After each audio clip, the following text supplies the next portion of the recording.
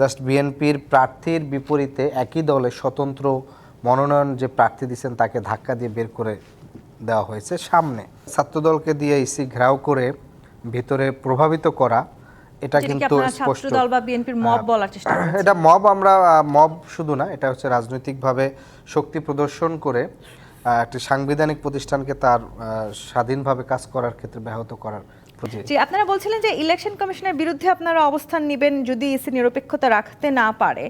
কেন মনে হচ্ছে ইসি নিরপেক্ষতা রাখবে না? কারণ বিএনপি তো বারবার অভিযোগ করছে যে এই ইসি জামায়াত এবং এনসিপির পক্ষে গিয়ে কাজ করছে।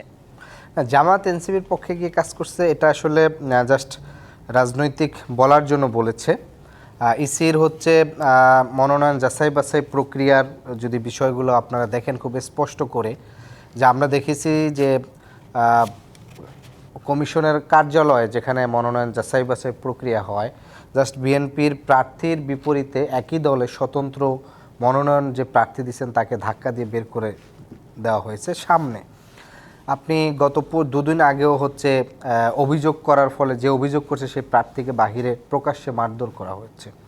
তো এই যে হচ্ছে নিজের দলেরই বিদ্রোহী কিংবা কেউ যদি স্বতন্ত্র নির্বাচন করে, সেখানে দল মনোনীত প্রার্থী যদি সক্ষমতা থাকে সে কিন্তু তাকে মারধর করা, সরাসরি সামনে ধাক্কা দেওয়া, কিন্তু সেক্ষেত্রে এইসব প্রার্থীর বিরুদ্ধে কোনো ধরনের ব্যবস্থা নিচ্ছে না।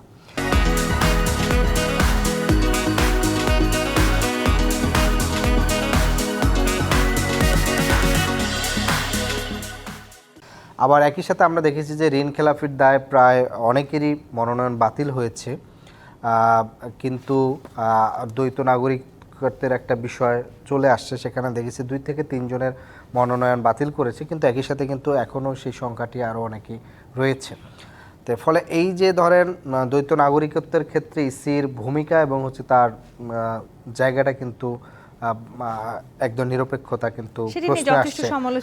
একেবারে শুধু সেটি নয়, আপনি দেখবেন যে যেদিন বিশেষ করে গতকালকে সর্বশেষ যে জায়গাটা হচ্ছে যে মনোনয়নের আপনার ইসিতে একটা শুনানি চলতেছিল, সেই মোমেন্টে হচ্ছে ছাত্রদলকে দিয়ে ইসি ঘেরাও করে ভিতরে প্রভাবিত করা, এটা কিন্তু স্পষ্ট। ছাত্রদল বা বিএনপির মব বলার চেষ্টা করছে। এটা মব, আমরা মব শুধু না, এটা হচ্ছে রাজনৈতিকভাবে শক্তি প্রদর্শন করে একটি সাংবিধানিক প্রতিষ্ঠানকে তার স্বাধীনভাবে কাজ করার ক্ষেত্রে ব্যাহত করার প্রচেষ্টা।